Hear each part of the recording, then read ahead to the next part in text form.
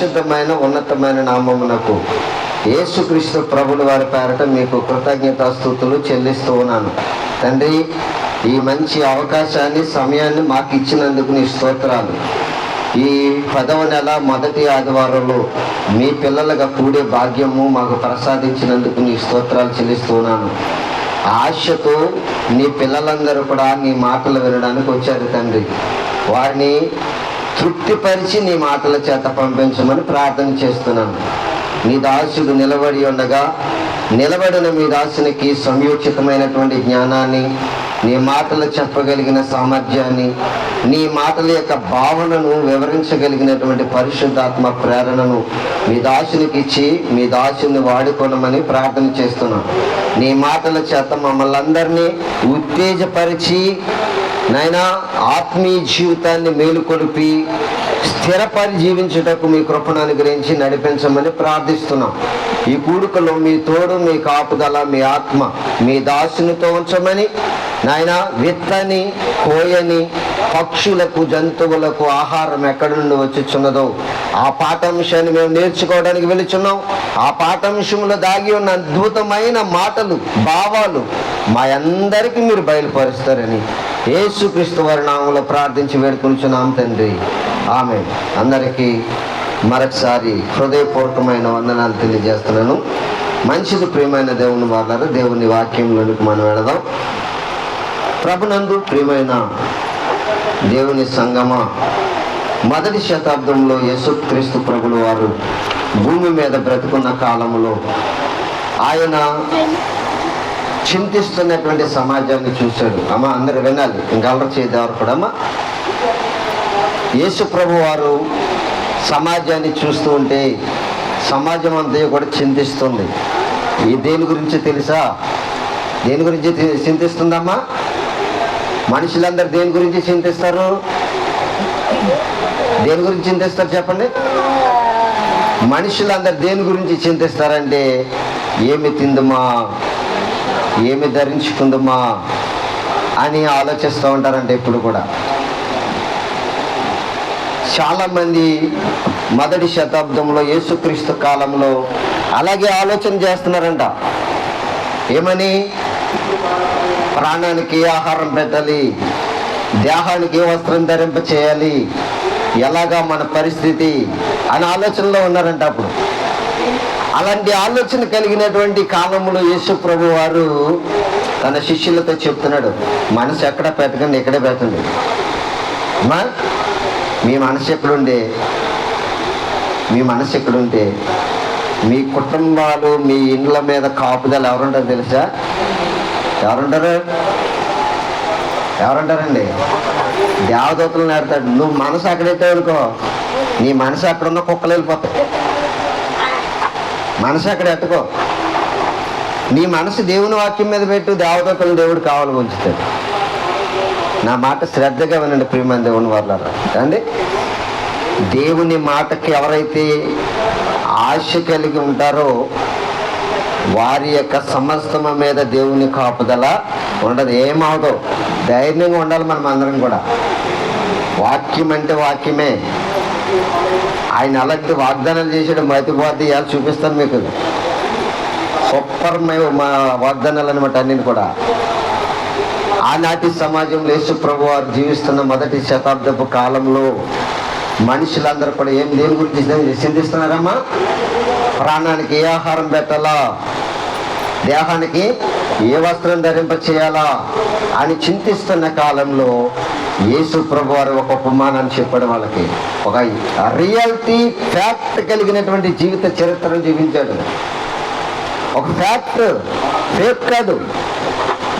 Fake ను చూపించలేదు యేసు ప్రభు వారు ఎక్కడ కూడా. ఏం చూపించాడు? Fact, reality. ఆయన ఎప్పుడు చేసిన రియాలిటీ షో చూపించాడు తప్ప ఫ్యాక్ట్ మాత్రం చూపించలేదు. ఫేక్ న్యూస్ ఎక్కడ చెప్పలేదు యేసు ప్రభు వారు. చూడండి, మీకు కళ్ళకు కట్టినట్టుగా అక్కడ రాశాడు. మీకు ఒక అద్భుతమైన మాట చూపిస్తాడు. సమాజం ఆనాటి కాలంలో, యేసుక్రీస్తు వారి కాలంలో సమాజము ఆలోచన అలాంటి ప్రణాళిక వేసుకుంటున్నటువంటి కాలంలో ఆ సమాజానికి యేసు ప్రభు వారు ఏం చెప్పాడో మీకు చూపిస్తాను. ఒకసారి చూద్దామండి. మత్తయి సువార్త 6వ అధ్యాయము, మత్తయి గారు రాసినటువంటి సువార్త 6వ అధ్యాయము 26వ వచనాన్ని మనం బాగా చదువుకుందామండి. ఒకసారి ఆలోచించి చదవండి మాట. ఆకాశ పక్షులను చూడండి, మీకు ఇక్కడ ఆన్సర్ వస్తుంది. చూడండి, ఆకాశ పక్షులను చూడుడి, అవి విత్తవు కోయవు, కొట్లలో కూర్చుకున్నవు, అయినను నీ పరలోకపు తండ్రి వాటిని పోషించుచున్నాడు. మీరు వాటికంటే బహు శ్రేష్ఠులు కారా అని అడుగుతున్నాడు దేవుడు. మా ఆకాశ పక్షులను ఎవరు పోషిస్తున్నారంటమ్మా? అమ్మ, ఎవరు పోషిస్తున్నారని చెప్తున్నాడు? యేసుప్రభువు ఏమని చెప్పాడు? ఏమని చెప్తున్నాడు ఆనాటి సమాజానికి? ఓరు పిచ్చోళ్ళారా, మీరు ఎంతసేపు ప్రాణానికి ఏ ఆహారం పెట్టాలని, దేహానికి ఏ వస్త్రం ధరించేయాలని ఈ ప్రణాళికల్లోనే ఉన్నారా? ఆకాశ పక్షులను చూడండి రా అని చూపిస్తున్నాడు యేసుప్రభువు ఆనాటి సమాజానికి. ఏం చూపించాడమ్మా? ఆకాశ పక్షులను చూపించేయమంటున్నాడు. అవి విత్తనాలు అట్టుకెళ్ళిపోయి ఏ పొలంలో వేసుకోవు. ఏమో పక్షులు విత్తనాలు అట్టుకెళ్తాం చూసారు ఎప్పుడన్నా? ఒకవేళ విత్తనాలు మన దగ్గర నుంచి అడ్డుపోతున్నాయంటే తినటానికే కానీ విత్తడానికి పట్టుకెళ్ళవయ్యి. వింటున్నారా ఏండి? రైతులు చూస్తే ఒక మూట విత్తనాలు పట్టుకెళ్తాడు చేలో జల్లుతోకి. అవునంటారా కాదంటారా? ఏ పక్షి అయినా, ఏ జంతువైనా, ఏ మృగమైనా విత్తనాలు విత్తడానికి ఎప్పుడైనా పట్టుకెళ్తాం చూసారా? యేసుప్రభువు వారు చెప్తున్నాడు. ఏమని చెప్తున్నాడు? ఆకాశ పక్షులను ఏం చేయమన్నాడమ్మా? ఆకాశ పక్షులను చూడండి, అవి విత్తవు కోయవు, కొట్లలో కూర్చుకున్నవంట. అవి విత్తవంట,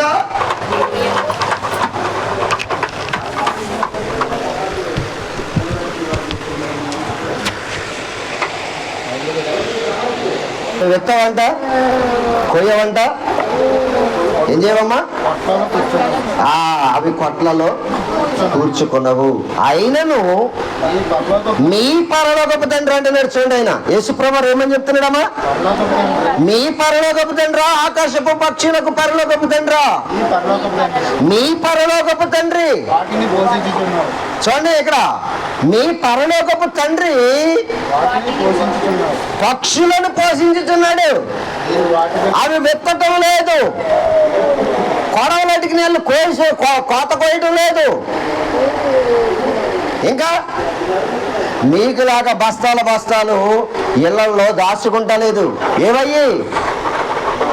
ఏమయ్యి ఆకాశ పక్షులు, జంతువులు అవి విత్తవు కోయవు, కొట్లలో కూర్చుకోవు, అయినను వాటి తండ్రి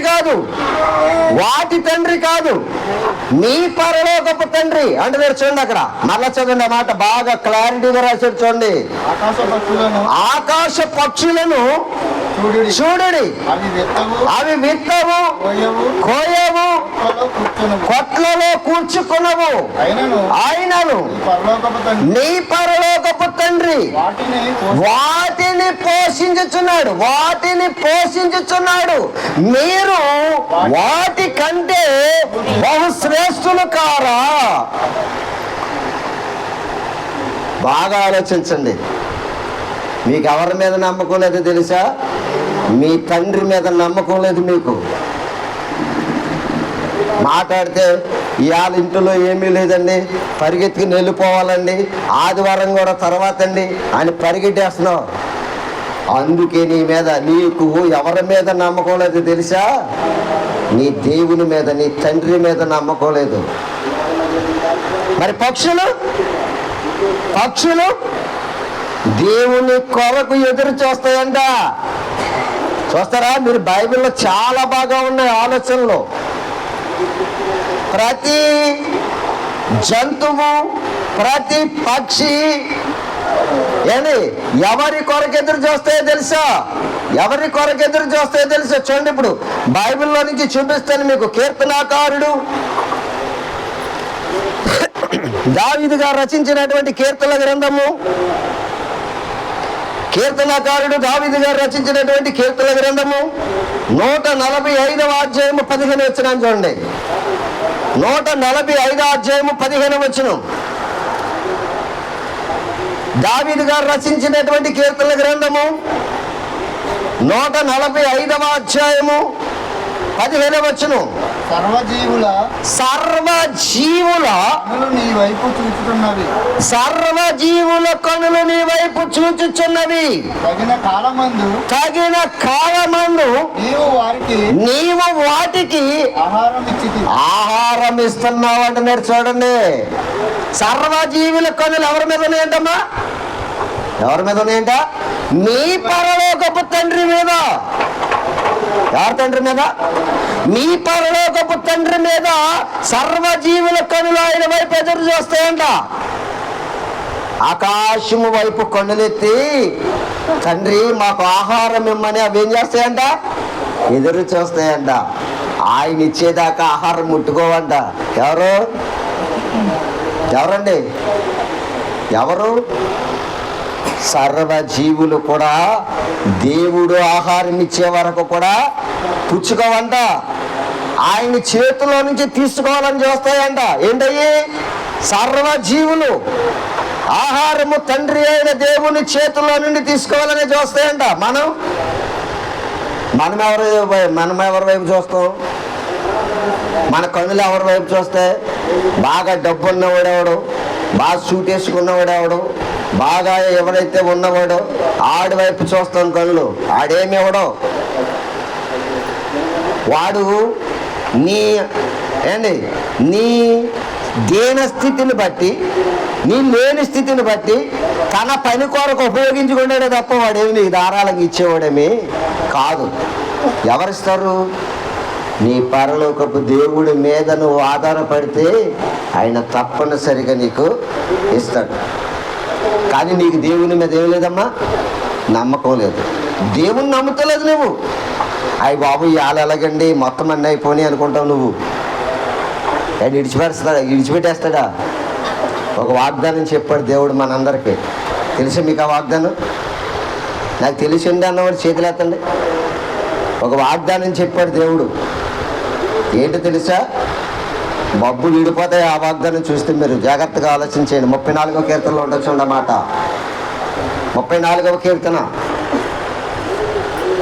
చదవాలి. 10వ వచనం.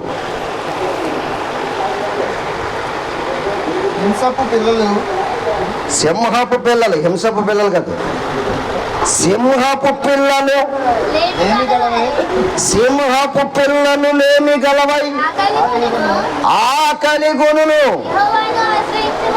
యెహోవాను ఆశ్రయించు వారికి ఏ మేలును కొదువై అంటున్నారు. చూడండి, సింహపు పిల్లలైనా ఆకలిగుంటాయంట, కానీ ఆయనను ఆశ్రయించు వారికి ఏం మేలును. అబ్బాయి ఏం వాగ్దానం అండి ఇది! నమ్మలేకపోతున్నారండి మనుషులు. అందుకనే దేవుడు ఎవరిని చూపించాడు? యేసుక్రీస్తు వారు మరణ శతాబ్దంలో. ఒరే పిచ్చోళ్ళరా, ఆకాశ పక్షులను చూడండి రా, అవి విత్తవురా, అవి కోయవురా, వాటికి కొట్టల్లో బస్తాలు ఉండవురా, మీకు అన్నీ ఉంటున్నాయి. వాటిని మీ పరలోకపు తండ్రి పోషిస్తున్నాడు రా. విత్తకపోయినా, కోయకపోయినా, కొట్లలో దాచుకోకపోయినా వాటిని పోషిస్తున్నాడు. ఎందుకో తెలుసా? వాటిని చూసైనా మీరు బుద్ధి తెచ్చుకుంటారని. యేసు ప్రభు ఎంత గొప్ప జ్ఞానాన్ని చెప్పాడో మొదటి శతాబ్దానికి ఆలోచన చేయండి ప్రియులారా. ఆలోచన చేయాలి మీరందరూ కూడా. దేవుడు అంటే చాలా చులకనగా చూస్తున్నాం, మనం చాలా తక్కువగా ఆలోచన చేస్తున్నాం. ఆకాశ పక్షులను పోషిస్తున్న వాడు నిన్ను పోషించడా? నమ్మకం లేదా నీకు? ఆదివారమే పని వస్తే పనికి వెళ్ళిపోతామా? మరలా మనం చెప్పే సాకులు, మీకు అన్నీ ఉన్నాయి కనుక మీకు సాగుద్ది, నాకేమీ లేదు కనుక నాకు సాగదు. అందుకే నీకు సాగదంటున్నావు కాబట్టి దేవుడు నిన్ను కూడా ఏం చేస్తున్నాడు తెలుసా? సాగనేకుండా చేస్తున్నాడు నీ జీవితాన్ని.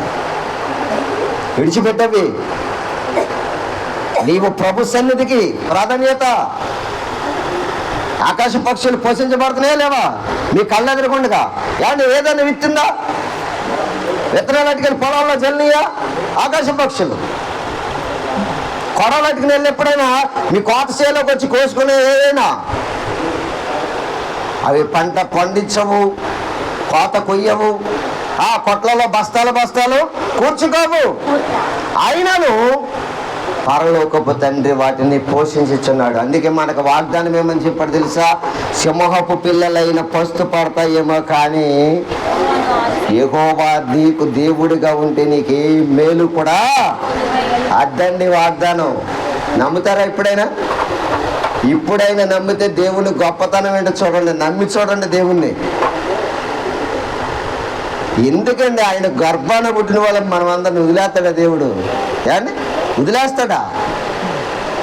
పిల్ల కేరం అంటే సంకనేసుకుని చన్ను పాలు ఇచ్చే తల్లిళ్ళు కదా మీరందరూ కూడా. మీకే అంత ప్రేమ ఉంటే దేవుడు మిమ్మల్ని అలా వదిలేస్తాడండి? ఆయన వైపు నీ కన్నులు చూస్తే దేవుడు విడిచిపెట్టేవాడు కాదు. ఎంత వాగ్దానం చేశాడు చూడండి. సింహపు పిల్లలైన పస్తుంటాయేమో కానీ నన్ను ఆశ్రయించే వారికి మేలు కూడా కొదువై ఉండదు అన్నాడు. బలమైన మాటలండి, ఆశ్చర్యకరమైనటువంటి మాటలు. దేవుణ్ణి విడిచిపెట్టకండి. దేవుణ్ణి విడిచిపెట్టి వేరైపోయి వెళ్ళిపోకండి. ఆదివారం వస్తే మనకి ఎవరికి జ్ఞాపకం రావాలి తెలుసా? దేవుడు జ్ఞాపకం చేయాలి. ఎందుకో తెలుసండి?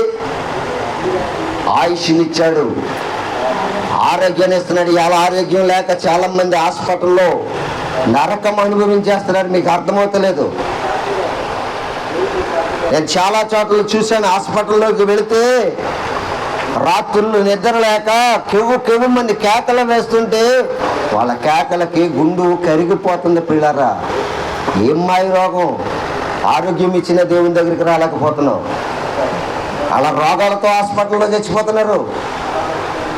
బాధలు, హింసలు, కష్టాలు, ఇంజక్షన్ మీద ఇంజక్షను, ఆపరేషన్లు, కంటి నిండా నిద్ర లేక, కంటికి నిద్ర రాక, బాధలు నొప్పులు తట్టుకోలేక హాస్పిటల్లో జనం, సమాజం ఏడుస్తుందండి. మనకు అన్ని ఆరోగ్యం ఇచ్చినా ఏదో ఒక చాకు చెప్పుతూ, ఏదో ఒక వంక చెప్పుతూ దేవుని సన్నిధికి దూరం అయిపోతున్నావు. నువ్వు ఆ సంఖ్యలో చేరకూడదు.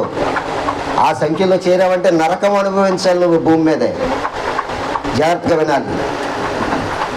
దేవుడు ఏమని చెప్తున్నాడమ్మా? ఏమని చెప్తున్నాడు? సింహపు పిల్లలైన పస్తు ఉంటాయేమో కానీ యెహోవాను ఆశ్రయించి వారికి ఏ మేలు కొదువై ఉండదు. ప్రతి జీవి కూడా కన్నులు ఆయన వైపు చూస్తాయంట. ఏం చేస్తాయంటండి? ఆయన వైపు చూస్తాయంట. ఆయన వైపు చూసి ఆయన చేతిలో నుండి ఆహారం తీసుకోవాలని చూస్తాయంట. చూద్దామా 104వ కీర్తన. 104వ కీర్తన చదువుదాం చూడండి. 20వ వచనం, 21వ వచనం, 20వ వచనం, 21వ వచనం. 104వ కీర్తన,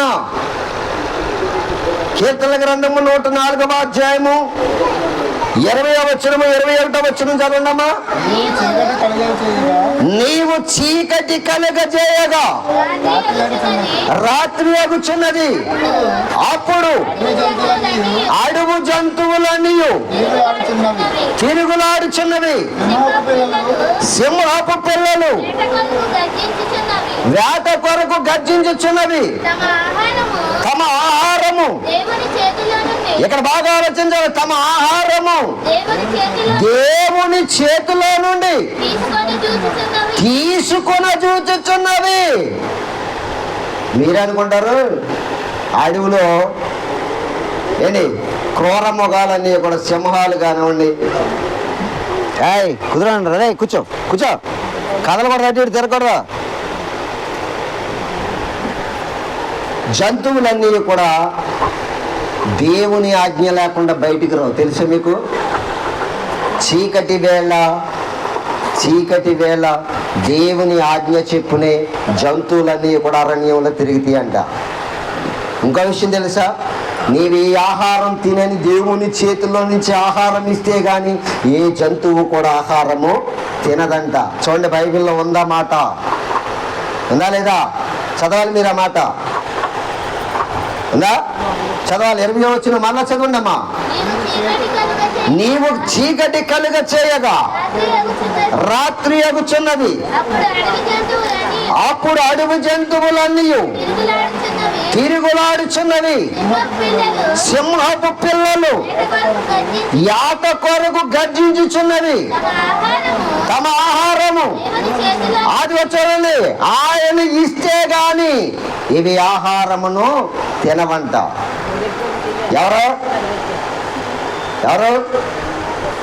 ఎవరు సింహపు పిల్లలు ఎవరి చేతిలో నుంచి తీసుకుంటాయంటే ఆహారం?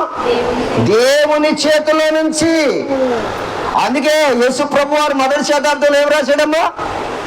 ఏమని చెప్పాడు యేసు ప్రభు వారు సమాజానికి? ఆకాశ పక్షులను చూడండి, అవి విత్తవు, కోయవు, కొట్లలో కూర్చుకొనవు, ఆయనను మీ పరలోకపు తండ్రి అంటున్నాడు. చూడండి, ఏ తండ్రి అంటమ్మైనా? పక్షుల పరలోకపు తండ్రి కాదు, జంతువుల పరలోకపు తండ్రి కాదు. ఎవరి పరలోకపు తండ్రి? మీ పరలోకపు తండ్రి. ఎందుకు మీకు పరలోకపు తండ్రి? ఆయన మీలో ఆయన ఆత్మ ఉంది. మీలో ఎవరి ఆత్మ ఉందమ్మా? దేవుని ఆత్మ ఉంది. మీరు దేవునికి పిల్లలు.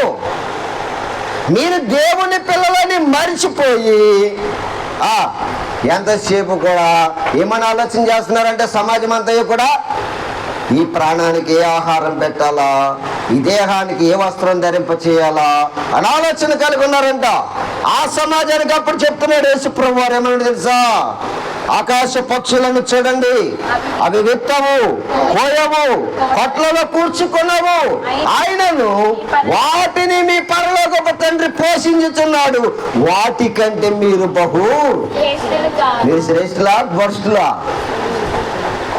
ఎవరు మీరు? పక్షుల కంటే శ్రేష్ఠులా భ్రష్టులా? ఆకాశ పక్షుల కంటే శ్రేష్ఠులు మీరు. కానీ మీకు దేవుని మీద ఏం లేదు తెలుసా? నమ్మకం లేదు. జీవులన్నీ ఇప్పుడు ఏం చేస్తాయంటే తెలుసండి? ఆయన కొరకు ఎదురు చూస్తాయంట. ఎవరి కొరకు? దేవుని కొరకు. తండ్రి నువ్వు ఆహారం ఇస్తే మేము తీసుకుంటాం, నీ చేతిలో నుంచి మాకు ఆహారం ఇమ్మని ఎదురు చూస్తాయంటండి పిల్లలు. అదే కదా మీరు చదువుకున్నారు. 21వ వచనం మళ్ళా చదవండి అమ్మది. సింహపు పిల్లలు వేట కొరకు గర్జించుచున్నవి, తమ ఆహారమును అది చూడండి. గబగబా వెళ్ళిపోయి సింహం వెళ్ళిపోయి లేడునో దుప్పునో పట్టేసుకోదు. మీరు అనుకుంటున్నారేమో అలాగా గబగబా డిప్పు దగ్గరికి వెళ్ళిపోయి పరిగెత్తిపోయి గర్జించేసి పట్టేసుకోదు. ఎవరాజ్ఞ ఇవ్వాలి సింహానికి? దేవుడు ఇవ్వాలి. దేవుడు ఇస్తేనే వెళ్తా ఏదైనా. బైబిల్ ఎంత బాగుందో చూడండి. నువ్వు మాపులు దోచేస్తావు ఆడి దగ్గరికి వెళ్ళిపోయి, ఆడి కొంపలో ఈడు కొంపలో దోచేస్తాం అంటారు. ఎవరాజ్ఞ అక్కర్లేదు. చోరీ దోచేసే సమాజం. ఒకరిని ఒకడు కొట్టాలి, కొట్టుకు తినాలనేటువంటి లోకం ఇది. కానీ జంతువులు కానీ పక్షులు కానీ ఎవరైనా కొట్టుకుని తింటున్నాయా? ఎవరి చేతిలో నుంచి ఆహారం తీసుకుంటున్నాయో తెలుసాయి? దేవుని చేతిలో నుంచి. బైబిల్లో ఉంది చూడండి పిల్లరా. నేను సొంత మాటలు ఏం చెప్పడం లేదు, బైబిల్లో ఉంది. ఏ జంతువైన ఆహారం ఎవరి చేతిలో నుంచి తీసుకుంటుందమ్మా? దేవుని చేతిలో నుంచి. ఆయన ఇస్తే గాని ఏ జంతువు కూడా ఆహారము తీసుకోవు. ఎంత గర్జించిన సింహము లేడి దగ్గరికి వెళ్ళదు, జిప్పు దగ్గరికి వెళ్ళదు, జింక దగ్గరికి వెళ్ళదు. ఎందుకని? ఆహారము దేవుడిస్తే అప్పుడు అవి తింటాయి. ఎంత బాగా రాశాడో చూడండి ఈ మాట. 27వ వచనం చదువమ్మా, అదే అధ్యాయము 104వ కీర్తన 27వ వచనంలో ఏమన్నా ఉందో చూడండి ఒకసారి. అద్భుతమైన మాట. తగిన కాలమున నీవు తగిన కాలమున నీవు వాటికి ఆహారము ఇచ్చేదవని ఇవన్నీ నీ దయ కొరకు ఏం చేస్తాయంటమ్మా? నీ దయ కొరకు కనిపెడుతున్నాయి. జీవరాశులన్నీ కూడా ఆ కనులెత్తి దేవుని వైపు చూచు ఆయన దయ కొరకు ఏం చేస్తున్నాయంట? కనిపెడుతున్నాయి. కనిపెట్టే గుణం మనకుందా? ఎప్పుడైనా దేవుని దయ కొరకు కనిపెట్టామా? ఏ మనిషి అయినా కనిపెట్టాడా? జంతువులు చూడండి, పక్షులు చూడండి, దేవుని దయ కొరకు కనిపెడుతున్నాయంట. మరలా చదవమ్మా మాట, మరలా చదవాలి ఆ మాటని. తగిన కాలమందు నీవు వాటికి ఆహారము ఇచ్చేదవని ఇవన్నీ నీ దయ కొరకు నీ దయ కొరకు కనిపెట్టుచున్నవి. నీవు వాటికి పెట్టినది అవి కూర్చుకుంటాయి అంటండి. దేవుడు ఏది పెడితే అది ఏం చేస్తాయంటే ఏమండి? జంతువులు కూర్చుకుంటాయంట. ఇదమ్మా మన టాపిక్ ఏంటి ఇవాళ? ఏంటి మన టాపిక్ ఏంటి? విత్తని కోయని పక్షులకు జంతువులకు ఆహారం ఎక్కడిది? ఎక్కడిది? దేవుడు ఇస్తున్నాడు వాటికి. దేవుని ఆత్మ వాటిలో ఉందా? దేవుని ఆత్మ వాటిలో ఉందా? లేదు. దేవుడు తన ఆత్మను పక్షులతోను జంతువులతోను పంచుకోలేదు. ఆత్మ నీకు పంచిచ్చాడు. ఆత్మబంధము లేని ఆకాశ పక్షులకును జంతువులకును విత్తకుండా కోయకుండా కొట్లలో కూర్చకుండా పోషిస్తున్న నీ పరలోకపు తండ్రి ఆత్మ పంచిచ్చిన నీకు భోజనం పెట్టడా? ఆలోచించారా? ఎంత బాగా ఆలోచించారు ఎవరైనా బైబిల్ని? జాగ్రత్తగా వినాలంటాను. అందుకే వాక్యం చూసారని ఎంత బాగుందో. బైబిల్ ఎంత బాగా రాయించాడు చూసారా? దేవుడు అంటే చాలా మందికి అనాలోచన. ఆదివారం వస్తే ఎవరు జ్ఞాపకం రావాలన్నా? దేవుడు జ్ఞాపకం వచ్చేయాలి. ప్రతి దినము జంతువులకి పక్షులకి మృగాలకి దేవుడు జ్ఞాపకం వస్తున్నాడు. అవి దేవునికి మొరపెడతాయి. మనం ఒక్కరోజు ప్రార్థన చేసిన వాళ్ళు ఉన్నారు. మనం ప్రార్థన జీవితం మనకు ఉందండి. పశువులు జంతువులు పక్షులు దేవునికి ఏం చేస్తాయి తెలుసా? మొరపెడతాయి. చూపిస్తాను మీకు బైబిల్లో ఎంత అద్భుతంగా ఉంటుందో చూపిస్తాను మీకు. బైబిల్లో దేవుని కొరకు మొరపెడతాయి. నీ దయ కొరకు ఎదురు చూస్తున్నవన్నీ కూడా చదవాలి కదా ఇప్పుడు. అండి 27వ వచనం మన చదవమాట. తగిన కాలమున అదనమాట. తగిన కాలమున నీవు వాటికి ఆహారము ఇచ్చేదవని ఈ సర్వ జీవి రాసులన్నీ కూడా నీ దయ కొరకు అబ్బాబ్బాబ్బా ఆయన దయ కొరకు కనబడుతున్నాయి. సర్వజీవులు ఎవరి దయ కొరకు కనపడుతున్నాయేమో? దేవుని దయ కొరకు కనపడుతున్నాయి. మరలా చదువేమో ఒకసారి మాట. 145వ కీర్తన 145వ కీర్తన అని మరలా ఒకసారి చదువుదాం. 15వ వచనం చదవండి. అక్కడ ఏమనుందో 145వ కీర్తన 15వ వచనం మరలా చదవండి ఒక మాట.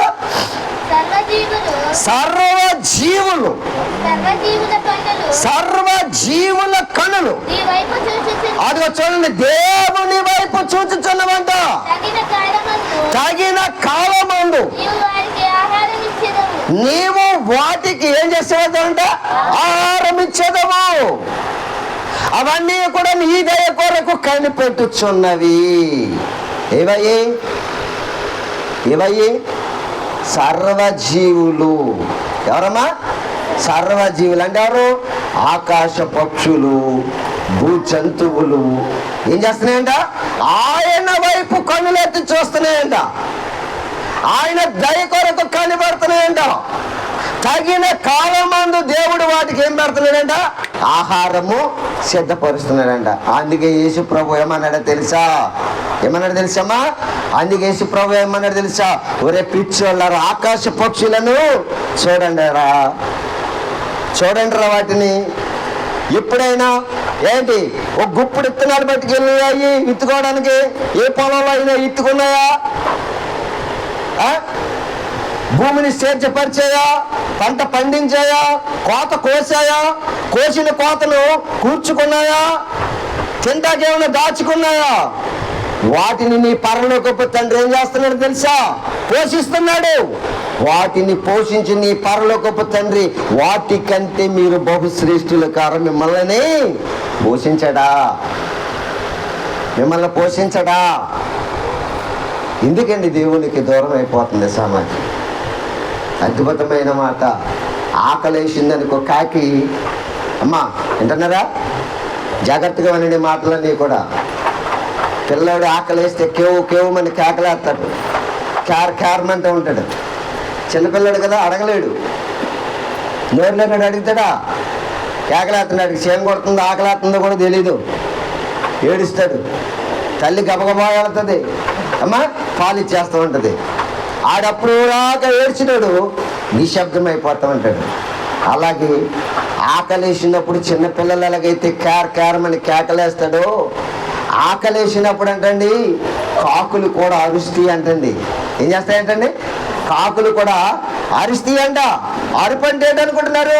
దేవుని దగ్గర ప్రార్థన చేస్తాయంట. చూద్దాం యోబు గ్రంథము. చూడండి ఎంత చక్కగా ఉంటాయి చూడండి బైబిల్లో మాటలు. దేవుడు ఆకాశ పక్షుల చేత మనకి బుద్ధి చెప్పడానికి నేర్పించిన మాటలు, ఈ మాటలన్నీ కూడా చదవాలి మీరందరూ కూడా. యోబు గారి గ్రంథము 38వ అధ్యాయము 41వ వచనం. యోబు గారి గ్రంథము 38వ అధ్యాయము 41వ వచనం. తిండి లేక తిరుగులాడుచు కాకి పిల్లలు, అదనమాట. తిండి లేక తిరుగులాడుచు, అమ్మా ఎదాకండి. తిండి లేక తిరుగులాడుచు కాకి పిల్లలు దేవునికి మొరపెట్టినప్పుడు ఆ కాకి ఆహారమును సిద్ధపరిచేవాడు ఎవరికి మొరపెడుతున్నాయి? దేవునికి. ఎందుకని?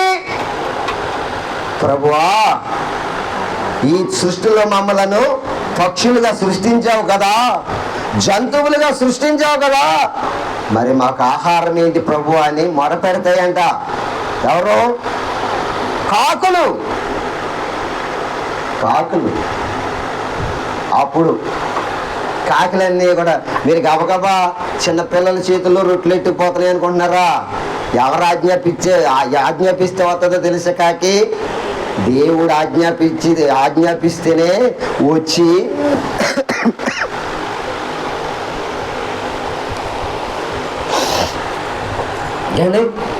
ఎవరు ఆజ్ఞాపిస్తే వస్తాయి తెలిసే కాకులు. పిసినారి సంఘానికి అధ్యక్షులు ఉంటారు చూసారా, పిల్లలకి పప్పలు కొనుక్కు తెచ్చుకోరని చెప్తారు చూసారా, ఒరాడు అత్తనాడు వెళ్ళు. ఎందుకంటే వాళ్ళు ఎంగిలి చేతితో కాకిని కూడా కొట్టరు. దేని కొట్టరంటమ్మా? ఎంగిలి చేతితో కాకిని కూడా కొట్టరు. కనుక వాళ్ళని నీకు ఏర్పాటు చేసి నిలిపో అని చెప్పేసి కాకిలికి ఆజ్ఞాపిస్తాడంట. అప్పుడు వచ్చి నీ చిన్న పిల్లల చేతుల నుంచి ఏమెత్తిపోతాయి? రొట్టెలు ఎత్తుకుపోతాయి. ఎవరు ఆజ్ఞాపిస్తే వచ్చినాయి? అదన్నమాట. ఆరచ్చు పిల్ల కాకులకు ఆకలేసినప్పుడు మొరపెడితే దేవుడు వాటికి ఏం చేస్తాడంటమ్మా? ఆహారం సిద్ధపరిస్తాడు. ఎవడని చెప్పాడు అలాగ బైబిల్? ఎవడైనా అద్దండి. దిస్ ఈజ్ ద బైబిల్ అంటే ఎలా చెప్పాలి చూడండి, ఎంత బాగుంది బైబిల్. అరచుచుండు పిల్ల కాకులు దేవునికి మొరపెట్టినప్పుడు వాటికి ఆహారమును సిద్ధపరిచిన వాడెవడు? నీ పరలోకపు తండ్రి. నీ పరలోకపు తండ్రి విత్తని కోయని పక్షులకి ఆహారం సిద్ధపరుస్తుంటే నిన్నెలా మర్చిపోతాడు? నిన్నెలా మర్చిపోతాడు అనుకుంటున్నావు? నువ్వు మర్చిపోయావు.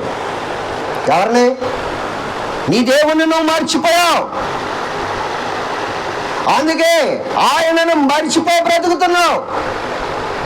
ప్రార్థన ఎప్పుడైనా చేశారా? తండ్రి ఈవేళ మా కుటుంబంలో ఇది లేదు తండ్రి అని ఎప్పుడైనా దేవుని దగ్గర ప్రార్థన చేశారు? చేస్తాడా కూడా?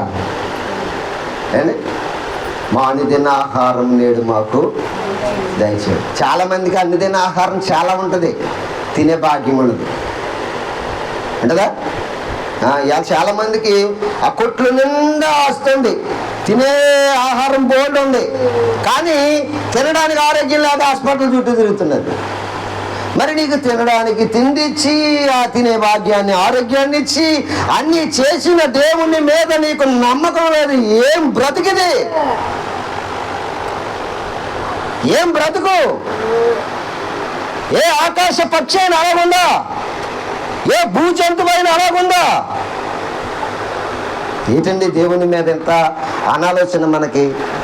ఇంత చిన్న చూప దేవుడు అంటే నేను ప్రపంచవ్యాప్తంగా ఆకాశ పక్షులను భూజంతువులను అవి మొరపెడితే వాటిని దేవుడు పోషిస్తున్నాడే. నువ్వు మొరపెడితే నీకు దేవుడు సిద్ధపరచడా? విడిచిపెట్టే దేవుడు అండి ఆయన. ఏండి ఆయన విడిచిపెట్టేసేస్తాడా? విడిచిపెట్టాడు ప్రియులారా. ఆయన విడిచిపెట్టే దేవుడు మాత్రము కాదు. బాగా ఆలోచించాలంటున్నాను, అందుకే బాగా ఆలోచించాలి. ఇంకొక అద్భుతమైన మాట చూపిస్తాను మీకు, చూడండి. యోవేలు గ్రంథము మొదటి అధ్యాయము, యోవేలు గ్రంథము మొదటి అధ్యాయము 20వ వచనం. యోవేలు గ్రంథము మొదటి అధ్యాయం 20వ వచనం. నదులు ఎండిపోవుటయు, అగ్ని చేత మోస్తలములు కాలిపోయిటయు, మేత స్థలములు కాలిపోవుటయు చూచి పశువులను నీకు మొరపెడుతున్నాయి. పశువులకు ఆహారం కనిపించకపోతే ఏం చేస్తాయంట? అమ్మా వినాలి.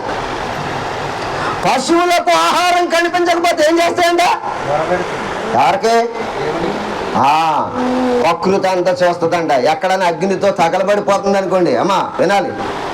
ఎక్కడైనా మేత స్థలాలు అగ్నితో తగలబడిపోతున్నాయి అనుకోండి, జంతువులకి ఏం కావాలి? గడ్డి, పచ్చని గడ్డి కావాలి.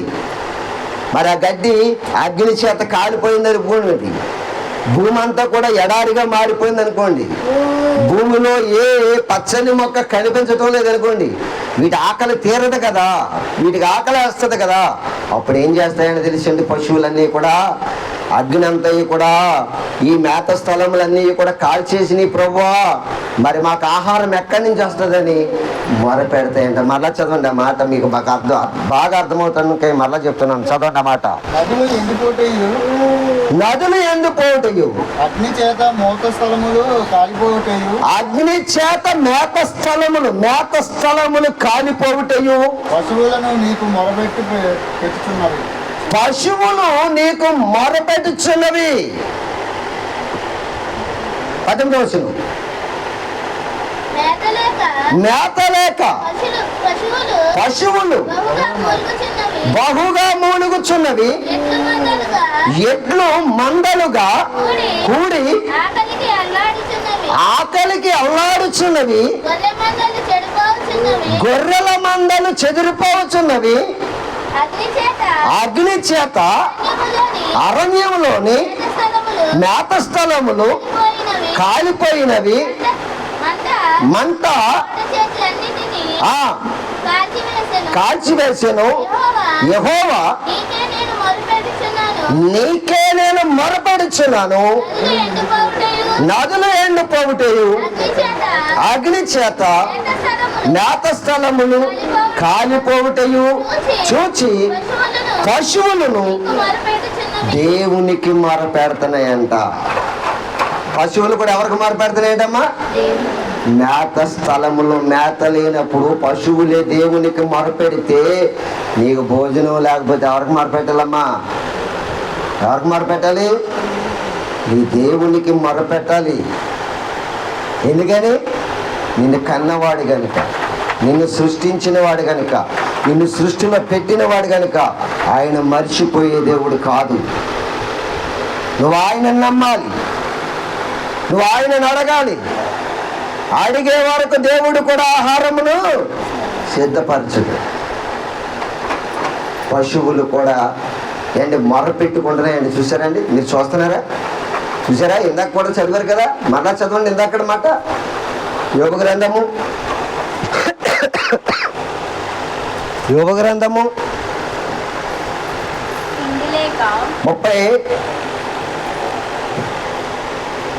38వ అధ్యాయము 41వ వచనం. తిండి లేక తిరిగిలాడుచు కాకి పిల్లలు దేవునికి మొరపెట్టినప్పుడు కాకి ఆహారము సిద్ధపరచువాడు ఎవడు? కాకి పిల్లలు కూడా ఆకలేసినప్పుడు అరుస్తూ అరుస్తూ ఎవరికి మొరపెడతాయంటమ్మా? దేవునికి మొరపెడతాయంట. అందుకని దేవుడు తగిన కాలమందు వీటన్నిటికీ కూడా ఆహారం సిద్ధపరుస్తాడు. ఆయన కృప కొరకు, ఆయన దయ కొరకు జీవరాశులన్నీ కూడా కనులెత్తి ఆయన వైపు చూస్తాయంట, ఆయన వైపు చూస్తాయంట. అదే మాటను మొదటి శతాబ్దంలో యేసు ప్రభువారు తన శిష్యులకి, అక్కడున్న సమాజానికి మేల్కొల్పడానికి చెప్పిన మాటలు మరొకసారి చదువుకుందాం. మరలా మత్తయి సువార్త 6వ అధ్యాయము 25వ వచనం కానీ చదువుదాం.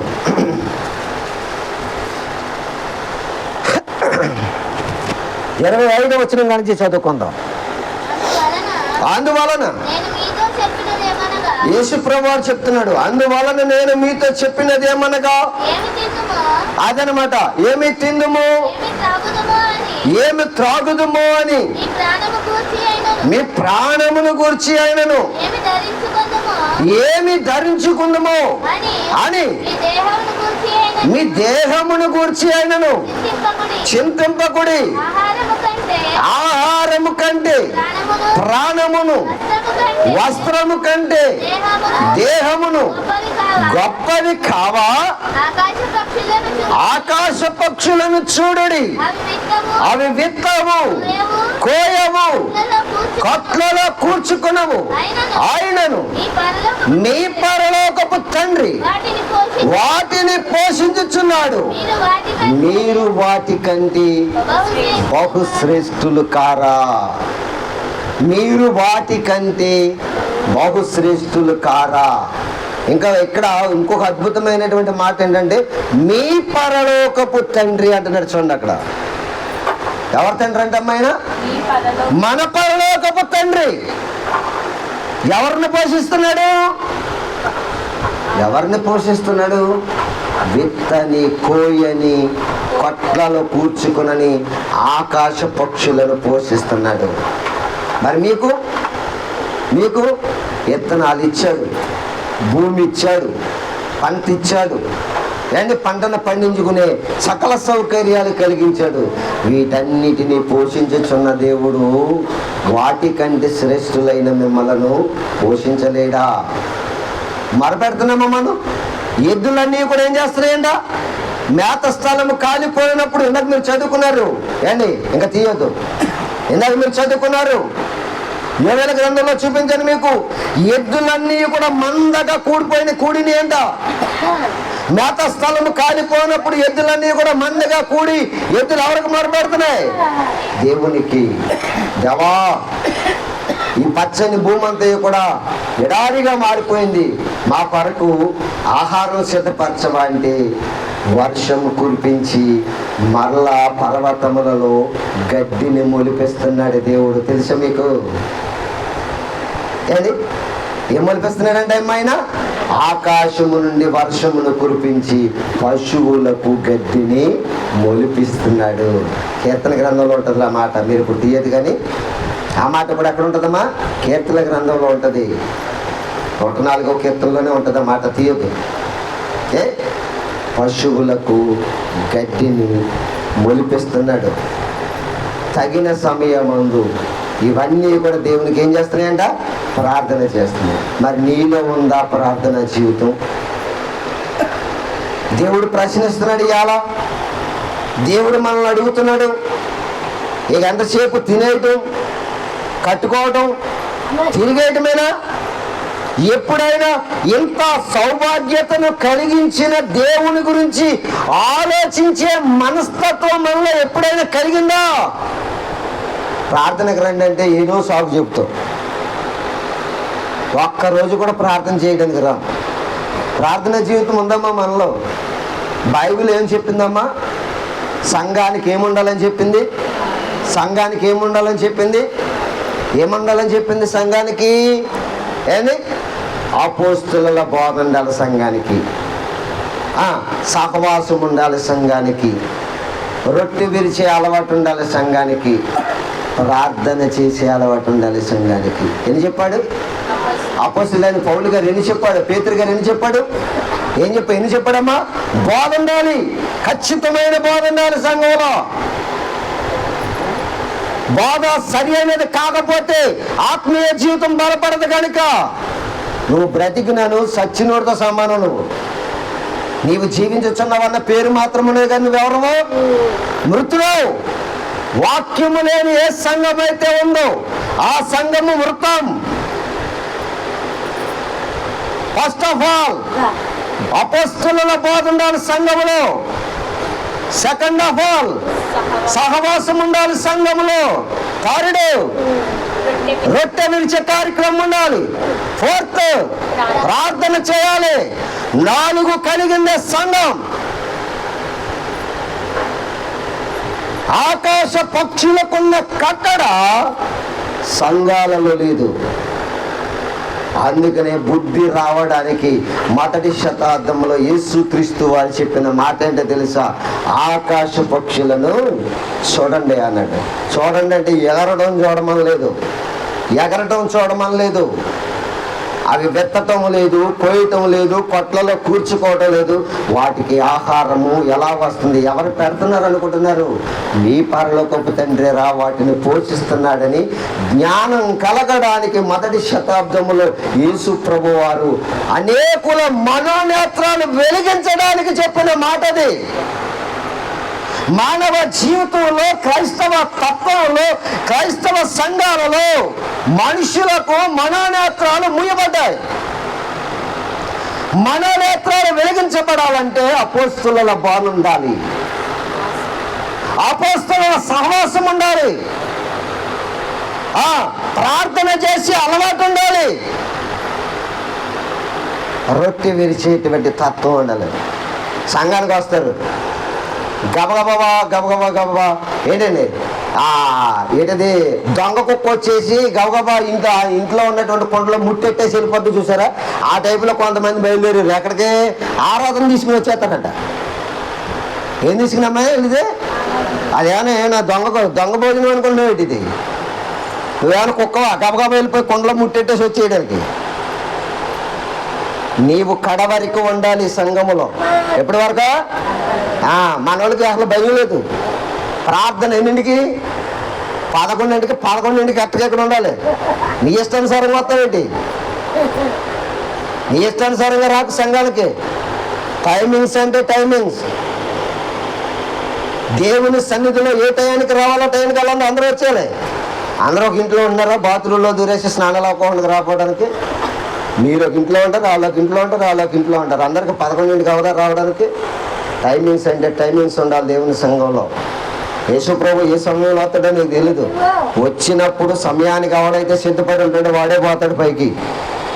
ఉన్నవాడు విడిచిపెట్టబడతాడు. సంఘం అంటే 11:05 వచ్చేయాలంతే అందరూ. ఎప్పటి వరకు ఉండాలి? కుక్క ముట్టేటేసినట్టు వెళ్ళిపోకూడదు.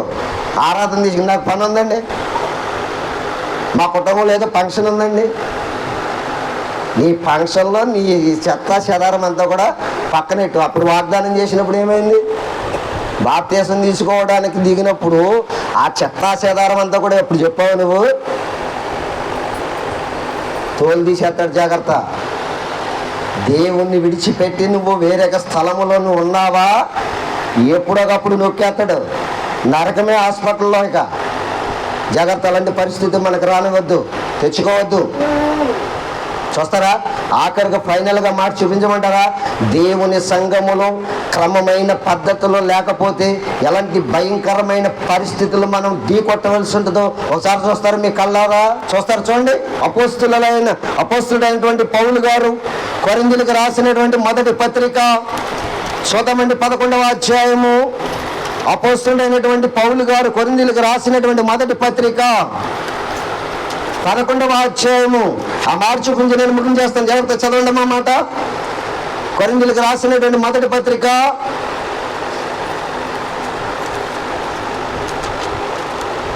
11వ అధ్యాయము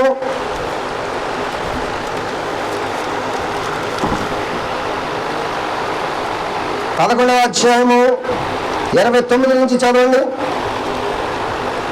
ప్రభు శరీరమని వివేచింపక తిని త్రాగువాడు తనకు శిక్షావిధి కలుగటకే తిని త్రాగుచున్నాడు. ఇందువలననే మీలో అనేకులు బలహీనులను రోగులనై ఉన్నారు, చాలా మంది చచ్చిపోతున్నారు. శరీరాన్ని ఎలా తీసుకోవాలి? క్రీస్తు శరీరాన్ని ఎలా తీసుకోవాలి? క్రీస్తు శరీరం అని వివేచించాలంట. నేను ఇందాక చెప్పాను కదా, కొండలో కుక్క ముట్టెట్టేసినట్టు ఎత్తుపోకు, ముట్టెట్టేసి సంఘంలోకి వచ్చావంటే ప్రారంభ ప్రార్థన మొదలుకొని ముగింపు ప్రార్థన అయ్యే వరకు కూడా శ్రద్ధతో కూర్చోవాలి. అది సంఘ లక్షణం. ఇది అపోస్తుల బోధ, అపోస్తుల సహవాసం, అపోస్తుల సహవాసంలో రొట్టె విరిచే క్రమం, అపోస్తుల సహవాసంలో ప్రార్థన చేసే లక్షణం, ప్రార్థన చేసే విధానం కావాలి. ప్రార్థన జీవితం ఉందా నీలో? ఎవరిలో అయినా కానీ ఆకాశ పక్షులకున్న బుద్ధి జ్ఞానం మనకుందా? భూజంతువులకున్న బుద్ధి జ్ఞానం మనకుందా? ఆహారం లేకపోతే అవి దేవునికి మొరపెడితే దేవుని చేతిలో నుంచే తీసుకుంటాయి. మనకు ఆహారం లేకపోతే ఎవడొకటి దోచేస్తాం, దొంగతనం చేసేస్తాం. వద్దు ప్రియులారా, ఎవరి కొరకు ఎదురు చూడాలో తెలుసా? అమ్మా వినాలి, ఎవరి కొరకు ఎదురు చూడాలో తెలుసా? నన్ను సృష్టించిన వాడువు, నన్ను కన్నవాడువు, సృష్టిలో పెట్టిన వాడువు, నీవు పెడితే నేను తింటాను, లేకపోతే ఇలా చేస్తానని తీర్మానం చేసుకో. ఎవడండి ఇస్తాడు? ఆయన మీద నువ్వు బేస్ అయినప్పుడు, ఆయన మీద నీవు నమ్మకం కలిగినప్పుడు. నమ్మకం దేవుని మీద ఉంచండి, మనుషుల మీద కాదు. దేవుడు ఏమని చెప్పాడు తెలుసా? రాజులను చూస్తున్నావేమో, రాజులను చూడకు. రాజులను నమ్ముట కంటేను, ధనము గలవారిని నమ్ముకున్నటి కంటేను, మనుషులను నమ్ముకున్నటి కంటేను యెహోవాను ఆశ్రయించున్నరుడు ధన్యుడు అన్నాడు. ఎవరిని ఆశ్రయించాలి? ఈయనకి 2 డాబాలు ఉన్నాయి కనుక ఆయన దగ్గరికి వెళ్ళి ఒక 100 రూపాయలు అడుక్కుందాం అనుకోకు, అడుక్కోగలగా. అసలు డబ్బున్నవాడి దగ్గరికి అసలు వెళ్ళకో.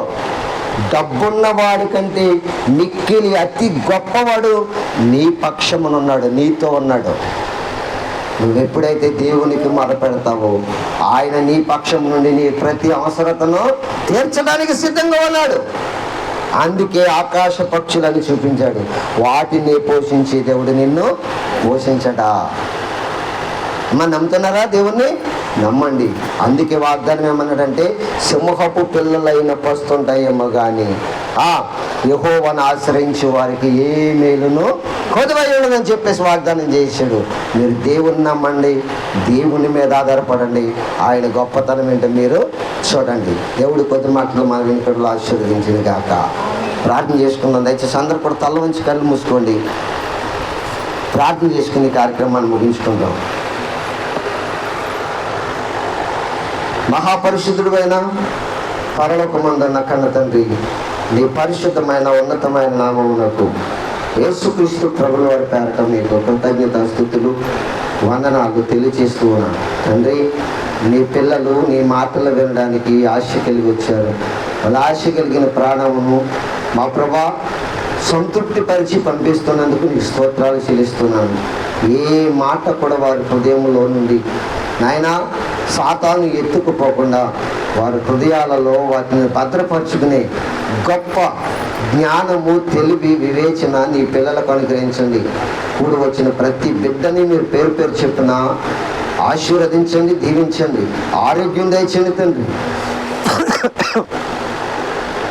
నాయనా మరి ఎందరైతే అనారోగ్యులుగా ఉన్నారో వారందరినీ మీరు జ్ఞాపకం చేసుకోండి, ఆరోగ్యం దయచేసి నాయనా వచ్చే వారమైన మాతో కలిసి నేను ఆరాధించుకునే భాగ్యం సంఘ విశ్వాసులందరికీ మీరు దయచేయమని ప్రార్థన చేస్తున్నాను. ప్రతి వారి ఎడల మీ చిత్తాన్ని జరిగించండి. ఈ కూడికి ఇలాగ జరగడానికి మీరు కృప చూపించినందుకు నీ స్తోత్రాలు.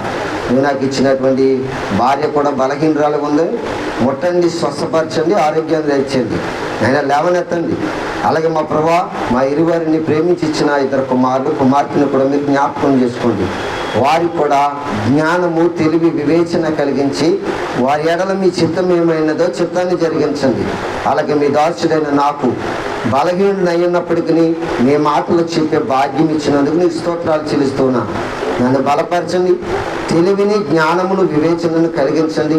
ఇంకా నీ మాటలు నీ పిల్లలకు ఎలాగూ చెప్పవలనో నాకు నేర్పించుటకు నీ సహాయాన్ని దయచేయమని ప్రార్థన చేస్తున్నాను. నీ కొడుకును ముగించుకుని మా గృహాలకు వెళ్ళుచుండగా నీ సమాధానముతో మమ్మల్ని పంపించమని యేసుక్రీస్తు ప్రభుని వారి పేరట. అలాగే తండ్రి, ఈ అక్టోబర్ నెల 10వ నెల మొదటి ఆదివారంలో మమ్మల్ని ప్రవేశపెట్టారు. ఈ ఆదివారం మొదలుకొని మీ చిత్తమైతే ఆఖరు ఆదివారం వరకు కూడా మీ తోడు, మీ కాపుదల మాతో నుంచి నడిపించమని యేసుక్రీస్తు ప్రభుని వారి పేరట నాయన శబ్దయంత్రం ద్వారా విన్నవారిని, ఇక్కడ కూర్చుని విన్నవారిని అందరినీ మీరు చల్లగా కాపాడమని క్రీస్తు వారి నామములో ప్రార్థించి వేడుకుంటున్నాను మా ప్రియ పరలోకమందున్న కన్న తండ్రి. ఆమేను. ఇప్పుడు మన తండ్రి అయిన దేవుని ప్రేమ, ఆయన కుమారుడును మన రక్షకుడును అయిన యేసుక్రీస్తు వారి యొక్క కృప, ఆదరణకర్త అయినటువంటి పరిశుద్ధ ఆత్మీయ కన్యని సహవాసము ఇప్పుడు నిత్యం సదా మనకును సకల పరిశుద్ధులకు ప్రార్థించబడిన అంశంలోనే నెరవేర్చబడ్డకు సదాతోడైన నడిపించును గాక. ఆమేన్. అందరికీ హృదయపూర్వకమైన వందనాలు. All of you, God bless you. మరి సీల గారు ఒక మాట చెప్తారంటే వారు చెప్పారు.